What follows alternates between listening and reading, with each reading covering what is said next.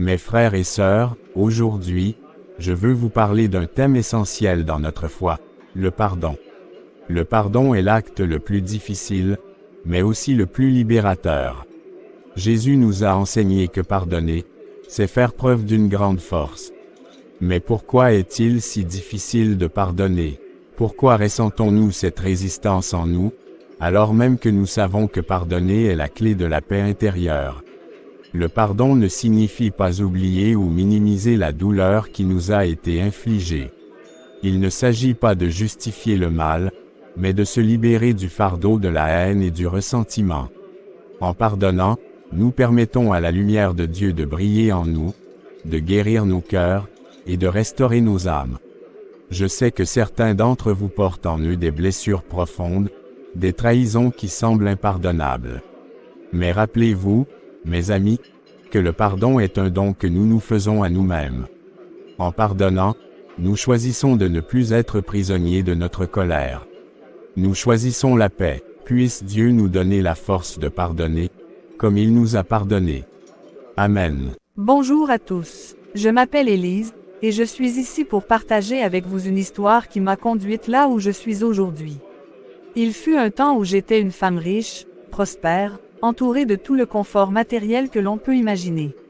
J'avais une grande maison, une entreprise florissante, et des amis nombreux. Je pensais avoir tout ce dont j'avais besoin. Mais tout cela a changé. En un instant, tout ce que j'avais construit s'est écroulé. Une crise financière, des investissements perdus, et soudain, je me suis retrouvée sans rien.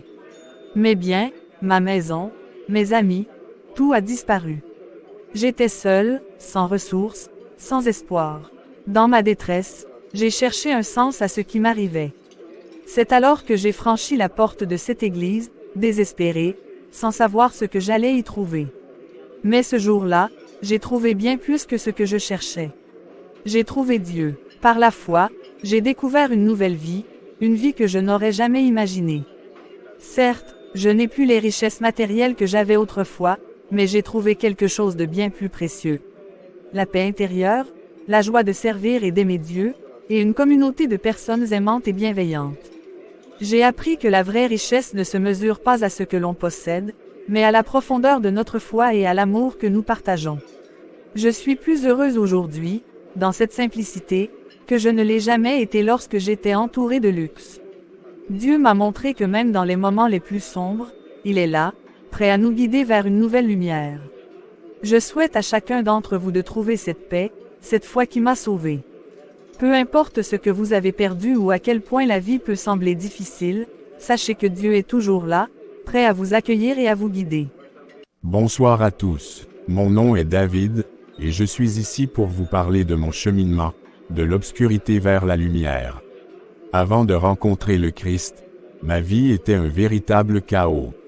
J'ai vécu dans la débauche, cherchant le plaisir dans l'alcool, les drogues et les mauvaises fréquentations. J'étais perdu, sans but, ne cherchant qu'à remplir un vide que rien ne pouvait combler. Pendant des années, j'ai erré sans savoir où j'allais.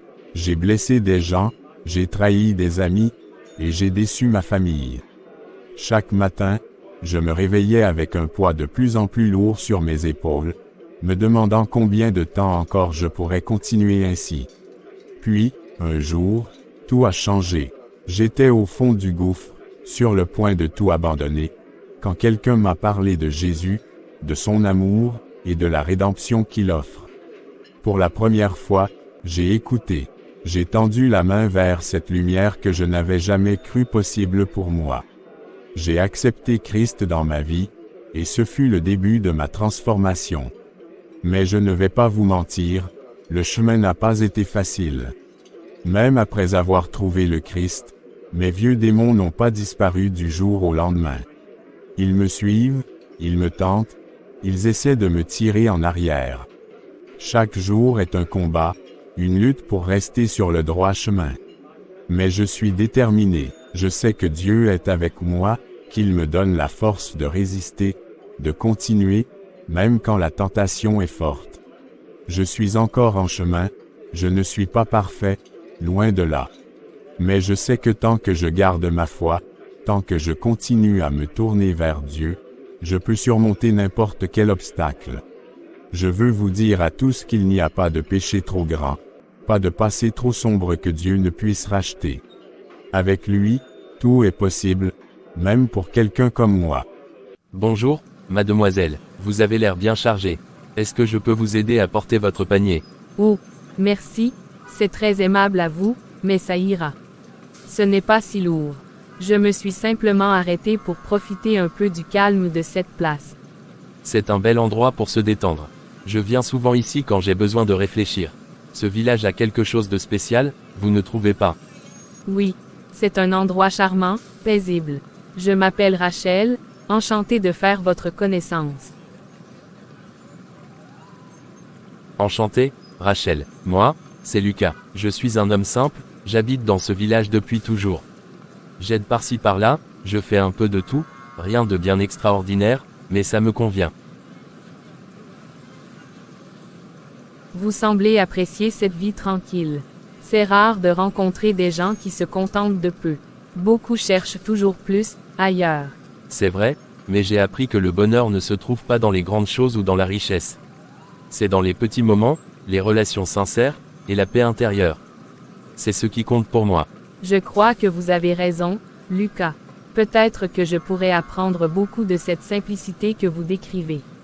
Qui sait, Rachel, peut-être que ce village vous montrera que la simplicité peut cacher de grandes richesses. Parfois, les apparences sont trompeuses. Je devrais y aller, mais j'espère qu'on se reverra, Lucas. Ce village est petit, après tout. Je suis sûr que nos chemins se croiseront de nouveau, Rachel. Prenez soin de vous. Paul, tu es le bienvenu. Que veux-tu partager avec nous aujourd'hui? Je suis ici pour confesser quelque chose qui me pèse depuis des années. Vous me connaissez tous comme Paul, l'homme qui travaille dur, qui essaie de vivre honnêtement, mais ce n'a pas toujours été le cas. Il y a des années, j'étais un homme très différent. J'ai commis des actes dont je ne suis pas fier, des actes criminels. J'étais perdu, en colère, et j'ai fait des choses qui ont blessé beaucoup de gens.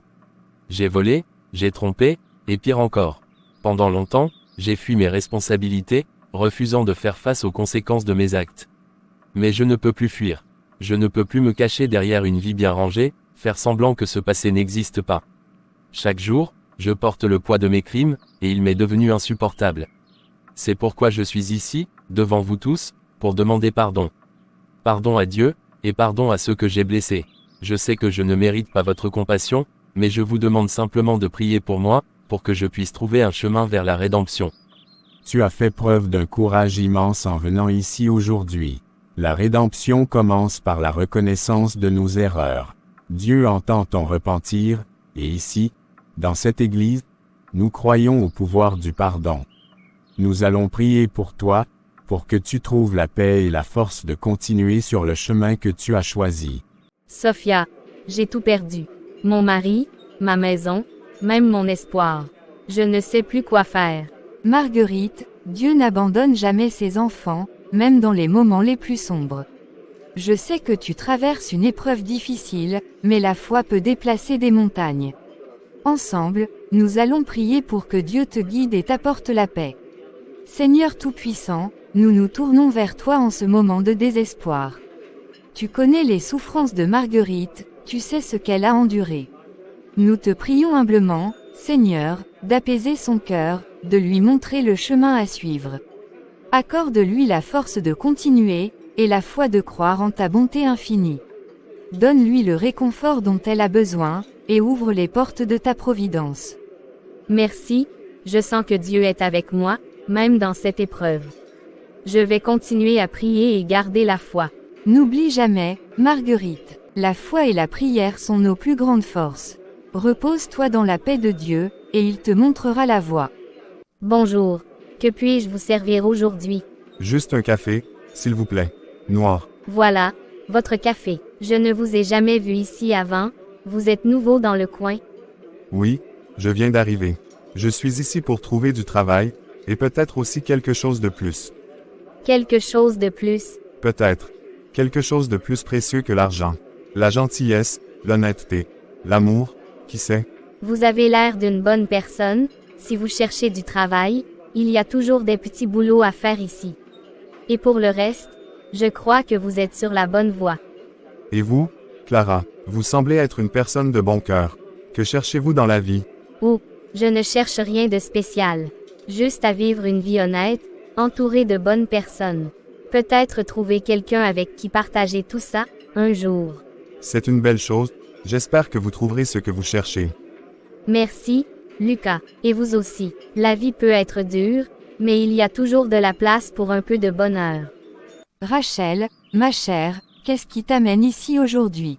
Esther, j'ai besoin de ton avis sur quelque chose. C'est au sujet de Lucas. Je t'écoute, parle-moi de ce qui te tracasse.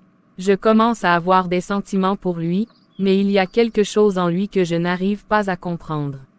Il est tellement humble, si simple.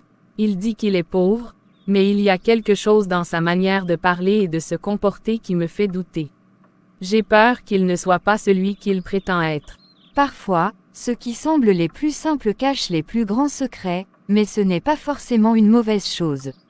Si Lucas cache une partie de lui-même, cela pourrait être par prudence, ou par désir de découvrir les véritables intentions des autres.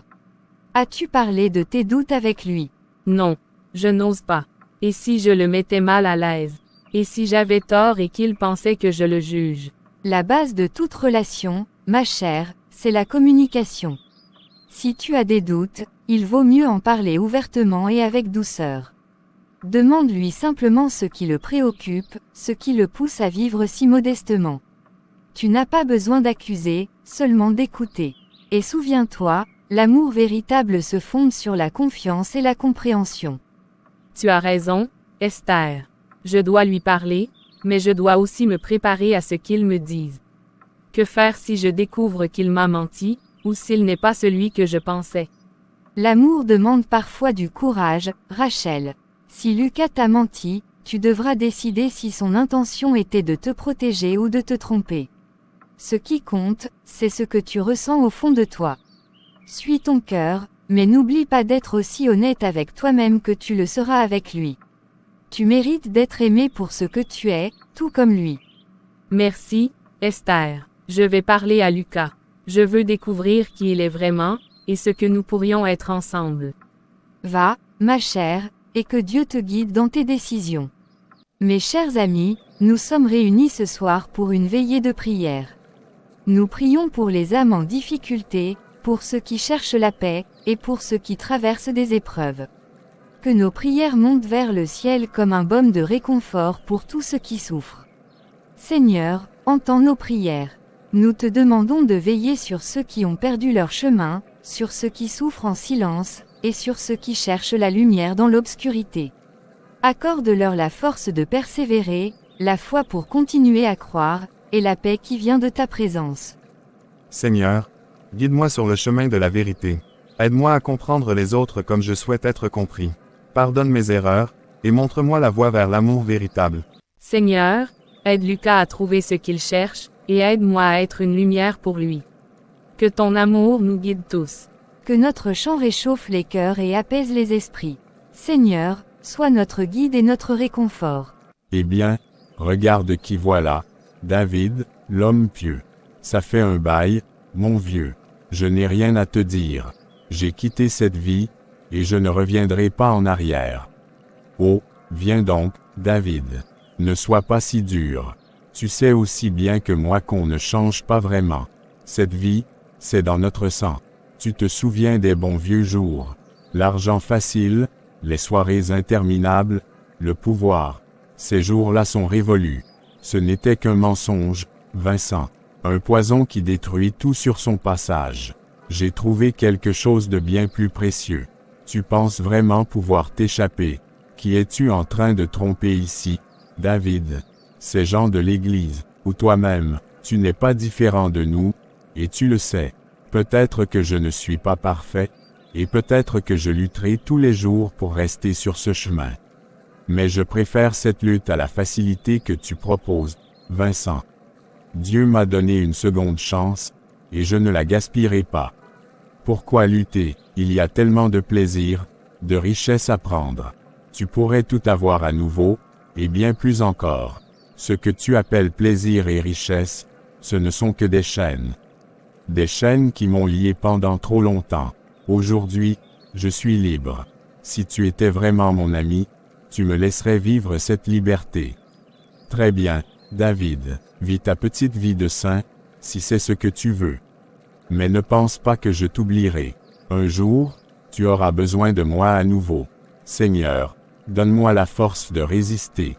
Et si je peux, montre-moi comment aider ceux qui sont encore dans l'obscurité. Esther, merci d'être venue.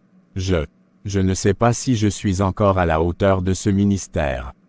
J'ai toujours pensé que ma foi était solide, mais après ce qui est arrivé, je sens qu'elle vacille. Tu es humain, même les plus grands hommes de foi ont traversé des périodes de doute. Qu'est-ce qui te tourmente tant? J'ai perdu quelqu'un de très cher, et malgré toutes mes prières, malgré ma foi, je n'ai pas pu empêcher cela. J'ai passé des nuits entières à prier, à demander à Dieu de me montrer un signe, un chemin, mais en vain. Maintenant, je me demande si je suis vraiment appelé à ce ministère. Comment puis-je guider les autres si je ne trouve pas de réponse pour moi-même? La perte que tu as subie est un poids lourd à porter, et je ne prétends pas avoir toutes les réponses. Mais je sais une chose, la foi n'est pas l'absence de doute. C'est continuer à avancer, même dans les moments les plus sombres, en cherchant la lumière. Mais comme puis-je parler de l'amour et de la providence de Dieu, alors que je ne ressens que vide et abandon? Comment puis-je être un berger pour les autres si je suis moi-même perdu? Tu es un berger, parce que tu as connu la souffrance, parce que tu es humain. Ceux que tu guides ont besoin de savoir que tu comprends leur douleur, que tu as aussi marché dans la vallée de l'ombre. Dieu n'a pas promis une vie sans épreuves, mais il a promis de marcher à nos côtés dans ces épreuves. Peut-être que ta mission n'est pas de trouver toutes les réponses, mais de montrer à tes frères et sœurs que même dans le doute, on peut continuer à avancer. Peut-être as-tu raison, Esther. Peut-être que ce ministère n'est pas seulement pour les autres, mais aussi pour moi, pour m'aider à grandir et à comprendre ma propre foi. Exactement. Tu n'es pas seul, nous sommes tous sur ce chemin ensemble, cherchant la lumière, tâtonnant parfois dans l'obscurité. Et dans cette quête commune, nous trouvons notre force. Merci. Tes paroles m'ont rappelé pourquoi je suis ici. Je vais continuer, pas pour prétendre avoir toutes les réponses, mais pour marcher aux côtés de ceux qui, comme moi, cherchent encore. Je suis toujours là si tu as besoin de parler, Nathan. Que Dieu te donne la force et la paix dont tu as besoin. Élise, ça fait bien longtemps. Toujours aussi belle et élégante, je vois. Charles, je ne m'attendais pas à te revoir. Je passais dans le coin et je n'ai pas pu résister à l'idée de te saluer. Comment vas-tu? J'ai entendu dire que les choses ont été difficiles pour toi. Les temps ont changé, Charles. J'ai choisi un autre chemin, un chemin qui me comble d'une manière que la richesse ne pourrait jamais faire. Je respecte ça, vraiment. Mais, Élise, tu sais aussi bien que moi que la vie peut être plus simple avec un peu de confort. Tu étais une reine autrefois, et je ne peux pas m'empêcher de penser que tu pourrais l'être à nouveau. Ce que j'ai trouvé va bien au-delà du confort matériel, j'ai trouvé la paix, la vraie paix. Et si je te disais que tu n'as pas à choisir? J'ai un projet en tête, un investissement qui pourrait te redonner ce que tu as perdu. Imagine, Élise, retrouver ta place, ta richesse, sans pour autant renoncer à ta foi. C'est possible. Tu sais à quel point tu as du talent. Ce serait un retour triomphal. Je ne sais pas. Ma vie est différente maintenant. Je ne veux pas revenir en arrière, je ne veux pas perdre ce que j'ai trouvé. Tu n'as pas à revenir en arrière, Élise. Ce n'est qu'une opportunité pour toi de reprendre ce qui t'appartient. Tu peux être à la fois une femme de foi et une femme de pouvoir. Pense-y, Élise, rejoins-moi pour un dernier grand projet, et tout pourrait redevenir comme avant, mais en mieux. Je ne peux pas prendre une telle décision à la légère, Charles. Je dois réfléchir, prier. Prends ton temps, Élise. Je suis sûr que tu feras le bon choix. Appelle-moi quand tu seras prête. Eh bien, regarde qui est là. David le repenti, le saint parmi les pécheurs. Tu me manquais, mon vieux. Max, je n'ai pas besoin de ta compagnie ce soir.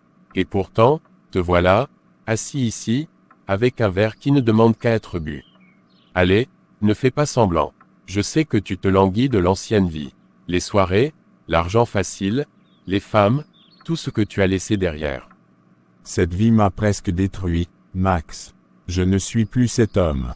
Vraiment. Alors pourquoi es-tu ici, dans ce bar, seul avec un verre devant toi? Pourquoi t'entourer de tout ce que tu essayes de fuir si tu es si convaincu de ton nouveau chemin? Je suis ici parce que je suis humain, parce que même les plus forts peuvent être tentés. Mais je ne suis pas venu pour replonger, je suis venu pour me rappeler pourquoi je dois continuer à me battre. Tu te mens à toi-même, mon ami. Tu ne peux pas échapper à ce que tu es vraiment. Regarde autour de toi, tout cela faisait partie de ta vie, de ta vraie nature. Et crois-moi, ces nouvelles convictions, elles ne sont que des chaînes. Laisse-moi t'aider à te libérer. À l'ancienne époque, une dernière fois, pour la route.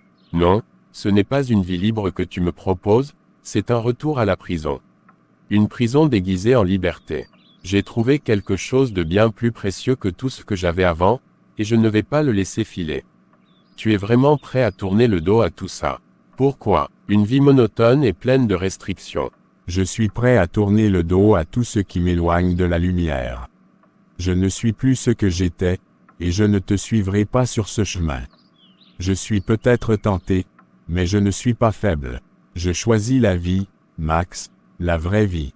Très bien, mais souviens-toi de ce moment, quand tu seras seul, dans le noir, sans personne à qui te confier, tu te rappelleras que je t'avais offert une sortie. Ne reviens pas pleurer quand tout s'effondrera. Rachel, je suis heureux que tu sois venue. J'ai beaucoup réfléchi depuis la dernière fois que nous nous sommes vus, et il est temps que je te dise la vérité. Lucas, tu me fais peur. De quoi veux-tu parler? Je ne t'ai pas tout dit sur moi. J'ai voulu te connaître sans les filtres que les autres imposent quand ils découvrent qui je suis vraiment.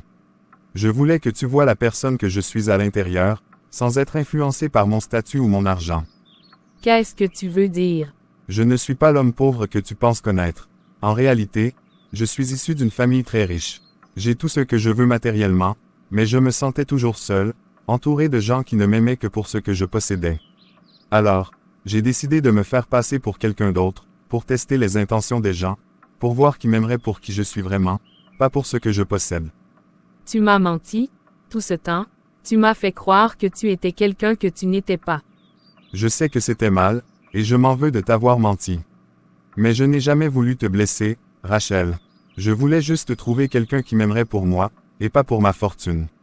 Et maintenant, qu'attends-tu de moi? Que je fasse comme si de rien n'était? Que j'accepte que l'homme avec qui j'ai commencé une relation n'était qu'une façade? Non, Rachel, je ne m'attends à rien. Je voulais juste que tu connaisses la vérité. Tu as le droit de me détester, de ne plus vouloir me voir. Mais je t'en prie, crois-moi quand je dis que chaque moment passé avec toi était sincère. Je suis tombé amoureux de toi, Rachel, et c'est pourquoi il était si important que tu saches la vérité. Comment puis-je te faire confiance maintenant, Lucas? Si tu as pu me mentir sur une chose aussi fondamentale, comment puis-je être sûr que tout le reste était vrai? Je sais que je t'ai donné toutes les raisons de douter de moi, et je ne mérite peut-être pas ton pardon. Mais je t'aime, Rachel. Et même si cela signifie que je dois te laisser partir, je veux que tu saches que mes sentiments pour toi sont réels. Je t'aime aussi, mais l'amour ne peut pas survivre sans confiance. Donne-moi du temps. Je dois réfléchir à tout ça, à ce que cela signifie pour nous. Prends tout le temps dont tu as besoin. Je serai là, prêt à te prouver que je suis digne de ta confiance, si tu choisis de me donner une chance. Alors, Paul, tu continues à prétendre que tu es innocent. Les preuves pointant toutes dans ta direction. On a trouvé ton empreinte sur l'arme du crime. Tu as été vu près de la scène. Comment expliques-tu cela? Je n'ai rien fait, inspecteur. Je jure devant Dieu que je suis innocent. Je suis passé par là, oui, mais je n'ai jamais touché cette arme, ni commis de crime. Dieu, c'est facile de se réfugier derrière la foi quand on est dans le pétrin. Mais ici, ce sont les faits qui comptent, pas les prières. Ma foi est tout ce que j'ai maintenant. Elle m'a changé, et je ne peux pas mentir, même si ça me coûtera cher. Je ne suis pas l'homme que vous pensez que je suis. Tu sembles sincère, mais pourquoi quelqu'un aurait-il voulu te piéger, Paul? Tu traînes toujours avec des types louches. Peut-être que c'est le prix à payer pour ton passé. Je ne sais pas qui a fait ça, mais ce n'est pas moi. J'ai laissé cette vie derrière moi. Tout ce que je veux, c'est avoir une seconde chance. Inspecteur Moreau, je suis ici pour représenter mon client. Vous n'avez pas assez de preuves pour le retenir. Tout ce que vous avez, ce sont des coïncidences. Peut-être que tu dis la vérité, Paul. Mais je garde un œil sur toi. Si tu as menti, tu ferais mieux de prier que je ne le découvre pas. Ne t'inquiète pas, Paul. On va prouver ton innocence. Mais ça va être difficile. Tu es prêt à te battre pour ta foi et ta liberté. Je n'ai pas le choix. Je sais que je suis innocent, et je sais que Dieu est avec moi dans cette épreuve. Je vais tenir bon, quoi qu'il arrive. Alors, on va faire tout ce qui est en notre pouvoir pour te sortir de là. Et quand ce sera fini, tu pourras enfin vivre la vie que tu mérites. Mes chers frères et sœurs, nous sommes réunis ce soir pour prier ensemble, unis dans la foi et l'amour, pour demander à Dieu une guérison miraculeuse. Notre sœur Emma souffre depuis trop longtemps, et nous croyons fermement que notre Seigneur, dans sa grande miséricorde, peut accomplir l'impossible. Seigneur Tout-Puissant, nous t'invoquons en ce moment. Toi qui as guéri les malades, redonné la vue aux aveugles et ressuscité les morts, nous te prions pour qu'en ce jour, tu entendes nos supplications. Nous te demandons d'étendre ta main divine sur notre sœur Emma, de la libérer de ses souffrances, et de lui accorder la guérison. Seigneur, nous savons que tout est possible par ta volonté.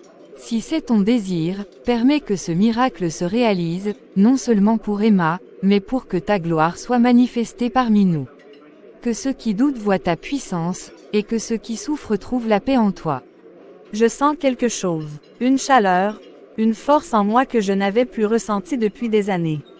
C'est le Seigneur, Emma. Laisse-le travailler en toi.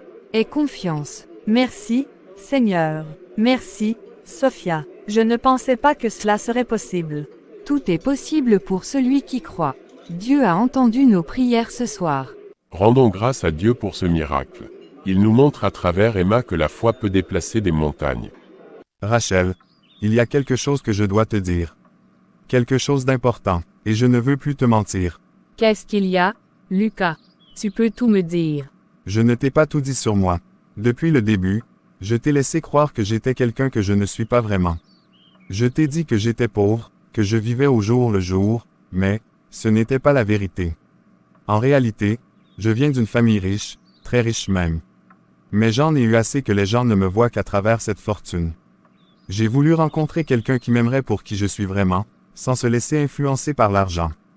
C'est pourquoi je t'ai caché ma vraie situation. Pourquoi ne m'as-tu pas fait confiance pour me dire la vérité dès le début? Je suis désolé, je ne voulais pas te blesser. J'avais peur que si tu connaissais la vérité, tu ne me verrais plus de la même façon. Je sais que j'aurais dû être honnête avec toi dès le départ, mais je ne voulais pas prendre ce risque. Je t'ai fait confiance, j'ai appris à t'aimer pour la personne que je pensais que tu étais. Mais maintenant, je ne sais plus quoi penser. Je comprends que tu sois en colère, et tu as toutes les raisons de l'être. Mais je te promets que tout ce que je t'ai montré, tout ce que nous avons partagé, était réel. Je ne me suis pas joué de toi, Rachel. J'ai appris à t'aimer sincèrement, et c'est pourquoi je voulais que tu saches la vérité. Je ne sais pas si je peux te pardonner, c'est beaucoup à digérer. Mais je ne peux pas non plus ignorer tout ce que nous avons vécu ensemble. Je ne te demande pas de me pardonner tout de suite. Prends tout le temps dont tu as besoin. Mais sache que je t'aime, et que cet amour est la seule chose qui n'a jamais été un mensonge. Je vais avoir besoin de temps pour réfléchir à tout ça. Ce que tu as fait m'a blessé, mais je sais aussi que les sentiments que j'ai pour toi sont réels. Je vais y réfléchir. Je comprends, Rachel. Prends tout le temps qu'il te faudra. Je serai là, attendant ta décision, quoi qu'elle soit. Seigneur, nous venons devant toi, humblés à l'écoute. Guide-nous, éclaire notre chemin et montre-nous ta volonté pour ta communauté. Nous te confions nos craintes et nos doutes. Une grande épreuve approche. Ta communauté sera testée, et seule la foi inébranlable les guidera à travers la tempête. Esther, que se passe-t-il? Tu as vu quelque chose, n'est-ce pas? Oui, j'ai vu une grande tempête. Une épreuve s'apprête à frapper notre communauté.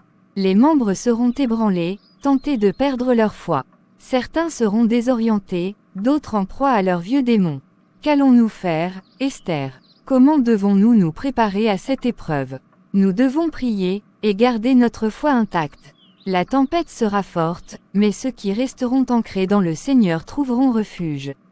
Il y aura des divisions, des tentations, et des souffrances, mais il ne faut pas céder à la peur. Nous devons avertir les autres, les encourager à rester forts. Alors nous prierons plus que jamais. Et nous veillerons à ce que la communauté soit prête. Peu importe l'épreuve qui viendra, nous la surmonterons ensemble. Dieu nous a avertis pour que nous puissions nous préparer. Il ne nous abandonnera pas dans cette tempête. Nous devons simplement rester fidèles. Une grande épreuve s'abattra sur eux, mais ceux qui resteront fermes dans leur foi seront sauvés. Les doutes et les tentations viendront, mais la lumière ne sera jamais éteinte pour ceux qui persévèrent. Prépare-les, avertis-les, leur foi sera testée, mais ma grâce sera suffisante pour ceux qui se tournent vers moi.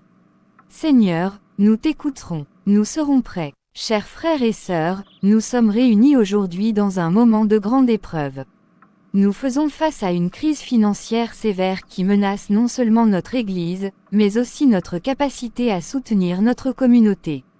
Nous avons essayé de réduire les coûts, mais la situation s'aggrave.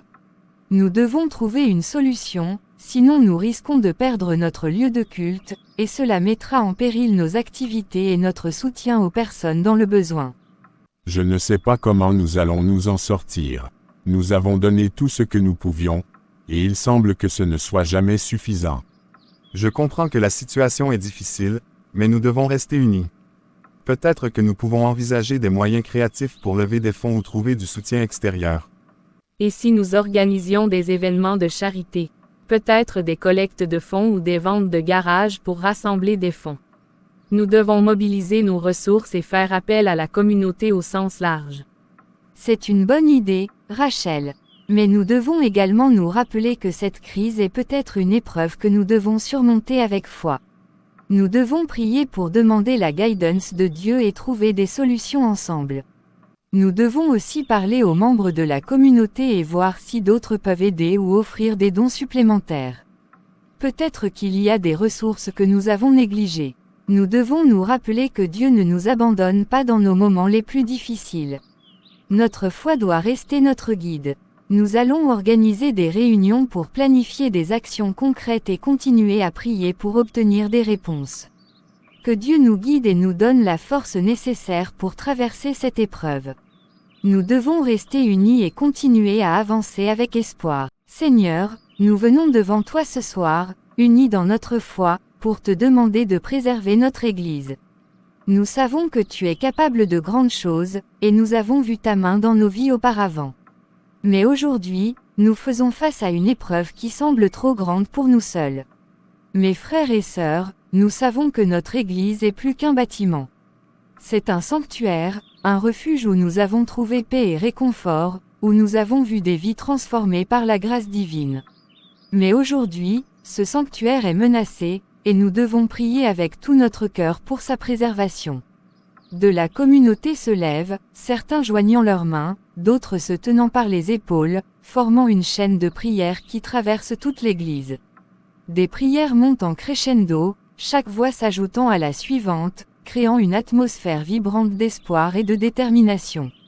Seigneur, tu es notre rocher et notre forteresse. Nous savons que rien n'est impossible pour toi.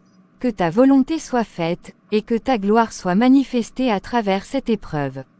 Nous te confions notre Église, notre maison spirituelle, en sachant que tu pourvoiras à nos besoins selon ta grande sagesse et ton amour. Que chacun rentre chez soi ce soir avec la foi que notre prière a été entendue. Continuons à nous soutenir les uns les autres et à prier sans relâche. Dieu est avec nous, et il nous guidera. Élise, regarde ce que tu as traversé. Ce que je te propose, c'est une chance de retrouver ta place, de vivre comme avant. Imagine, tu n'as qu'à signer ce contrat, et tout te reviendra, le confort, la sécurité, tu n'auras plus à te soucier de rien. C'est tentant, vraiment. Mais, depuis que j'ai tout perdu, j'ai découvert quelque chose de plus profond. J'ai trouvé une nouvelle vie, une nouvelle paix, que l'argent ne peut pas m'apporter. La foi, c'est ça. Élise, je respecte tes croyances, mais tu ne peux pas vivre d'air et de prière. Tu avais une vie prospère, et tu peux la retrouver si tu le veux. Dieu n'attend pas de toi que tu souffres pour prouver ta fidélité. Je comprends ce que tu veux dire, Jean. Crois-moi, je l'ai pensé aussi pendant longtemps. Mais cette paix que j'ai trouvée en Dieu, elle n'a pas de prix. Avant, j'avais tout ce que tu proposes, mais il me manquait l'essentiel. Aujourd'hui, je suis plus riche que jamais, pas en argent, mais en foi et en sérénité. Alors tu es vraiment prête à abandonner cette opportunité. Tout ça pour la foi. Oui, je sais que ce que tu offres pourrait me rendre la vie plus facile, mais je refuse de sacrifier la paix intérieure que j'ai trouvée. Je ne reviendrai pas en arrière, peu importe combien ça semble tentant. Très bien, Élie, je respecte ta décision, mais souviens-toi, les portes que je t'ai ouvertes ne resteront pas éternellement là. Si jamais tu changes d'avis. Rachel, Lucas, je ne m'attendais pas à te voir ici. je ne pouvais pas te laisser partir sans te parler. Je sais que je t'ai blessé en te cachant la vérité. Je n'aurais jamais dû prétendre être quelqu'un que je ne suis pas. Je comprends pourquoi tu l'as fait. Mais ça n'a pas rendu la vérité moins difficile à accepter. Je me suis senti trahi, Lucas. Comme si tu avais joué avec mes sentiments. Je ne voulais pas te faire de mal, Rachel. Tout ce que je cherchais, c'était quelqu'un qui m'aimerait pour qui je suis, pas pour ma richesse. Mais maintenant, je réalise que mentir n'a fait que compliquer les choses. Et je suis désolé pour ça. Je t'aime, Rachel, et je te promets que je ne te cacherai plus jamais rien. Je suis prêt à tout pour regagner ta confiance.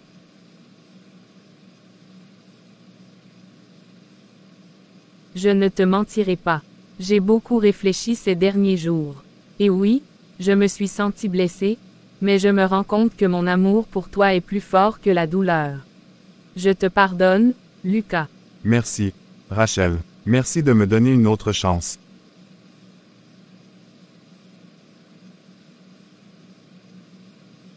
Tu es la femme avec qui je veux passer ma vie. Je te promets de toujours être honnête avec toi, de te soutenir et de t'aimer, quoi qu'il arrive. Veux-tu me épouser? Oui, je veux t'épouser.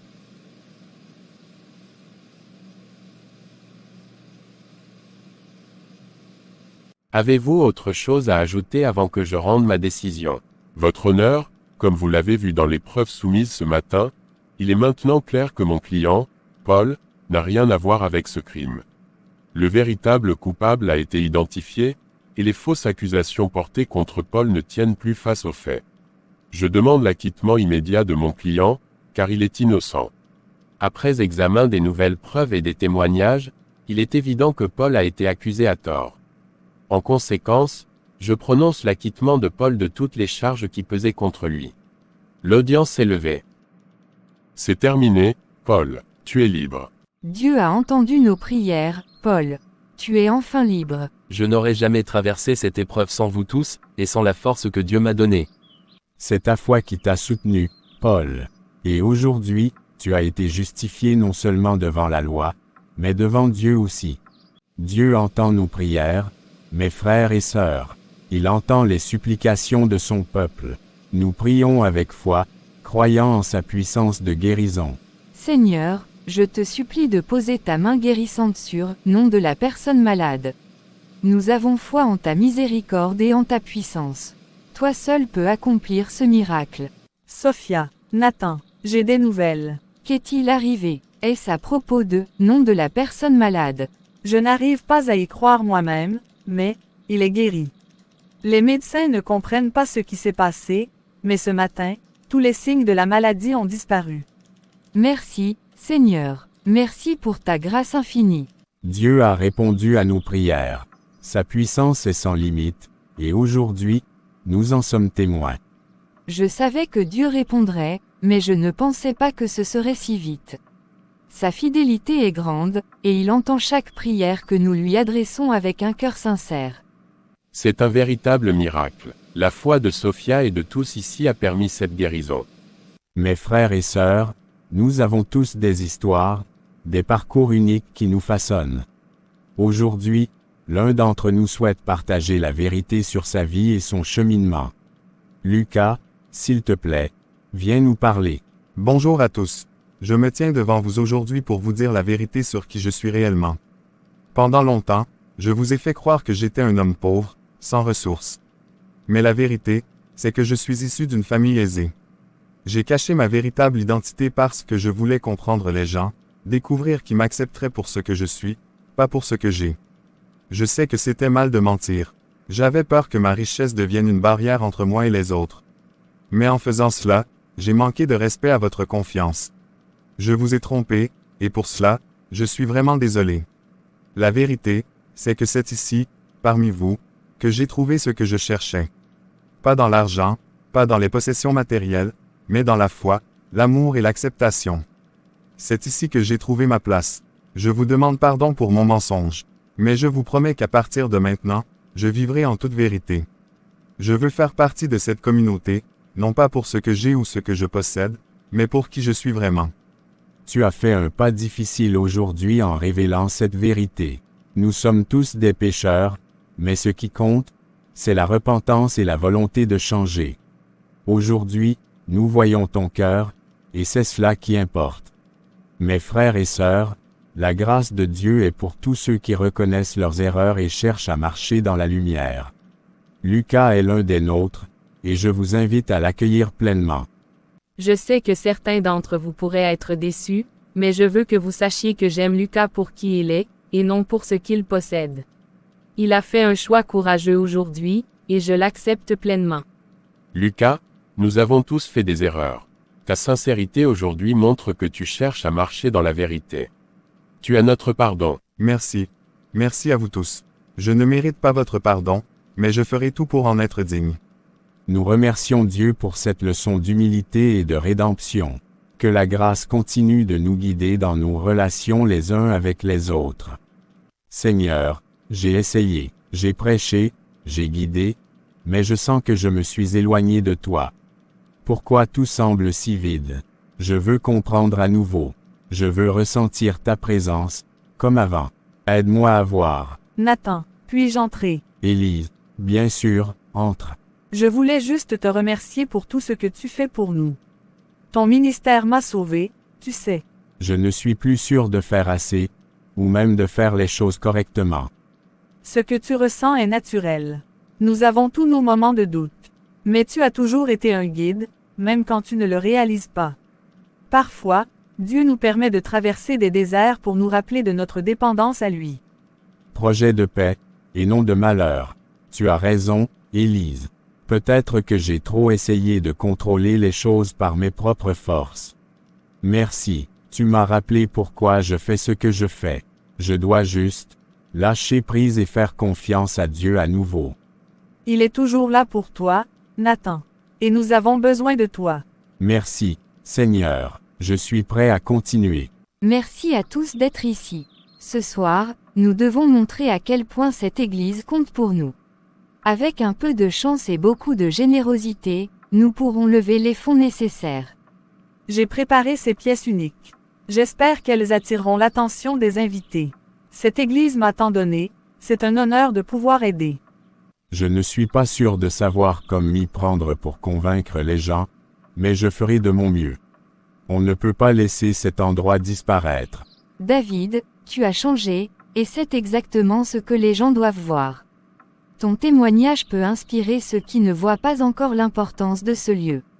Mes frères et sœurs, ce soir, nous ne récoltons pas seulement de l'argent. Nous montrons notre foi en Dieu et en notre communauté. Avec votre aide, cette Église continuera d'être un phare pour ceux qui cherchent refuge et réconfort. Mes amis, nous avons traversé une épreuve difficile, mais grâce à votre générosité, votre solidarité, et surtout, votre foi, notre Église continuera d'être un lieu de refuge et de paix. Ce que vous avez fait ici est plus qu'une simple collecte de fonds. Vous avez montré que, lorsqu'une communauté s'unit, il n'y a rien d'impossible. Je ne sais pas comment exprimer ce que je ressens. Voir toute la communauté se rassembler de cette façon, cela montre combien cette Église est importante pour chacun de nous. Merci, du fond du cœur. Tout cela n'aurait pas été possible sans toi, Esther. Tu as été notre guide, notre force. Dieu a vraiment mis ce projet entre de bonnes mains. Je n'aurais jamais cru être capable de faire une différence. Mais aujourd'hui, je sais que chacun de nous a un rôle à jouer. Cette Église m'a donné une seconde chance, et je suis prêt à tout pour la protéger. Seigneur, Merci de nous avoir donné la force de surmonter cette épreuve. Merci pour la générosité et l'amour de chacun ici présent. Que cette Église continue d'être un phare de lumière pour tous ceux qui cherchent la paix et la rédemption. Amen. Je n'arrive pas à croire que tout cela soit enfin arrivé. Regarde cette église, elle est encore plus belle que je l'imaginais. C'est incroyable de penser à tout ce qu'on a traversé pour en arriver là. Dieu nous a vraiment accompagnés à chaque étape. Cette église est devenue bien plus qu'un simple bâtiment pour moi. Elle est devenue une partie de moi, de ma nouvelle vie. Je ne pourrais pas être plus reconnaissant. Mes amis, aujourd'hui, nous ne célébrons pas seulement la restauration de notre Église, mais aussi l'unité de notre communauté. Chaque pierre, chaque mur, chaque vitrail raconte l'histoire de nos efforts collectifs et de notre foi. Sans vous, rien de cela n'aurait été possible. Tu as porté cette mission avec tant de détermination. Tu as inspiré chacun de nous. Ce n'est pas moi, Élise. C'est notre foi, notre volonté commune de ne jamais abandonner. C'est ça qui a sauvé l'Église. Je suis vraiment heureux que tu sois là, Élise. Tout ce chemin parcouru, ça me rappelle que les miracles existent encore. C'est vrai, David. Et cette Église en est la preuve vivante. Seigneur, je te remercie pour chaque jour où tu m'accordes la force de lutter contre mes vieux démons. Je sais que ce chemin n'est pas facile, mais je te fais confiance. Continue de me guider, de me montrer la voie. Je n'aurais jamais imaginé être ici, dans cette église, agenouillé devant toi, Seigneur. Je te demande de m'aider à rester fidèle à mes promesses. Chaque jour est un combat contre les tentations de mon passé, mais je sais que, dans ta lumière, je peux rester fort. Tu n'es pas seul, Paul. On n'a peut-être pas pris le chemin le plus facile, mais aujourd'hui, on sait pourquoi on est là. C'est ensemble qu'on trouvera la force de continuer. Tu as raison, je pensais que la rédemption était une chose solitaire, mais j'ai appris que c'est dans la communauté, et dans ces moments partagés, qu'on trouve vraiment la force. Seigneur, je m'engage devant toi à vivre selon ta parole, à aider ceux qui, comme moi, cherchent une seconde chance. Je te donne tout ce que je suis, et je te demande de me garder sur le droit chemin. Je fais le même vœu, Seigneur. Que ma vie soit un témoignage de ta miséricorde et de ta puissance de transformation. Je n'ai rien sans toi, mais avec toi, je peux tout affronter.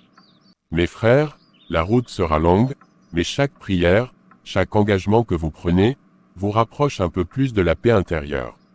Vous avez tous deux parcouru un long chemin. Continuez de marcher ensemble, dans la foi.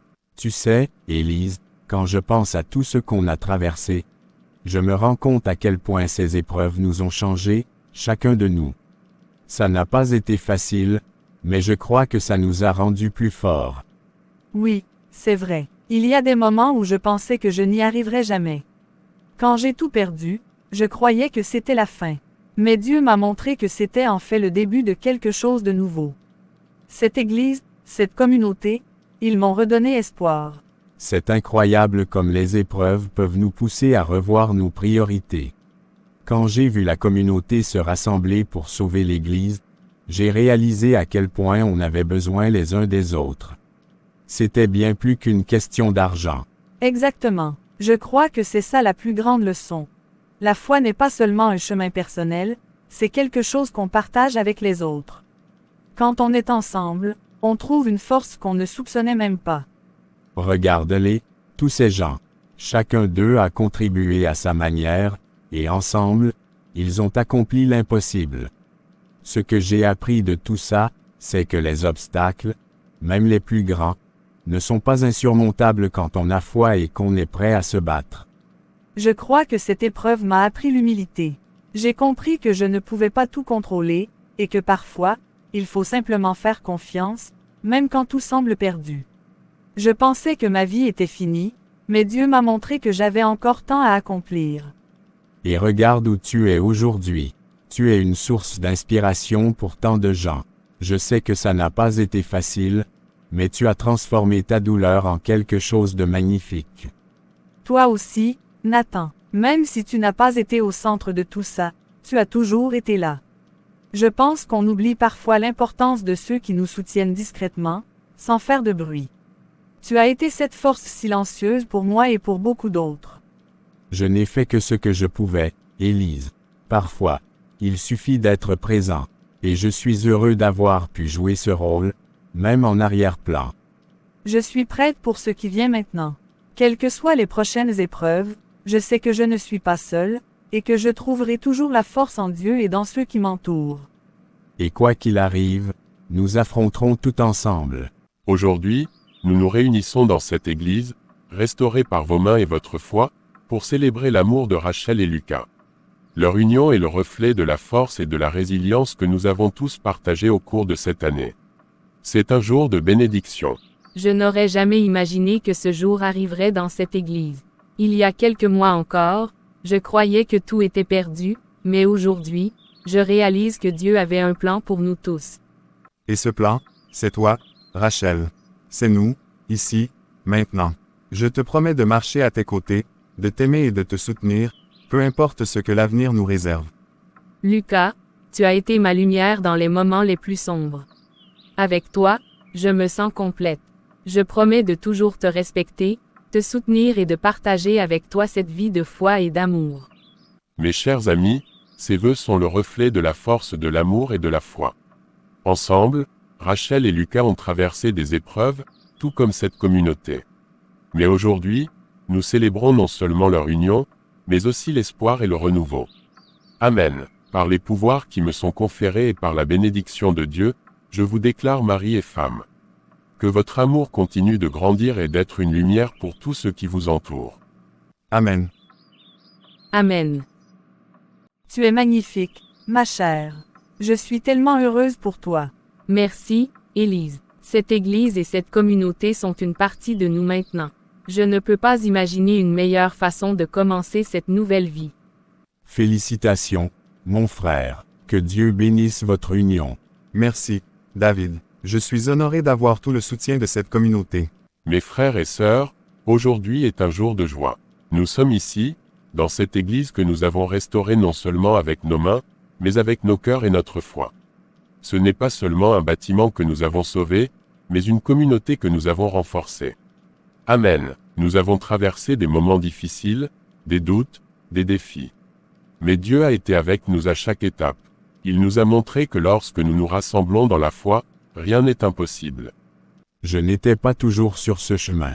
J'ai fait des erreurs, mais cette communauté et la grâce de Dieu m'ont montré qu'il y a toujours une chance de se relever. Je suis reconnaissant de pouvoir être ici aujourd'hui, debout devant vous, avec une foi renouvelée. Je pense que nous avons tous appris que Dieu ne nous abandonne jamais, même dans nos pires moments. Cette Église est la preuve vivante de sa fidélité. Nous sommes tellement bénis de faire partie de cette communauté. Ce service est un rappel de l'amour et de la puissance de Dieu dans nos vies. Alors, aujourd'hui, nous ne faisons qu'une seule chose, nous louons. Nous louons le Seigneur pour sa bonté, pour sa grâce, pour la force qu'il nous a donnée. Chantons ensemble, et que nos voix s'élèvent jusqu'au ciel. Dieu est notre refuge, notre force et notre lumière, il guide nos pas, dans les ténèbres et dans la clarté. Louons-le, élevons nos voix, car il est fidèle, à jamais et pour toujours. Quand nous sommes unis dans la foi, il n'y a pas d'obstacle trop grand. Que cette Église soit toujours un refuge pour ceux qui cherchent la paix, et que notre foi continue de grandir, aujourd'hui et pour toujours.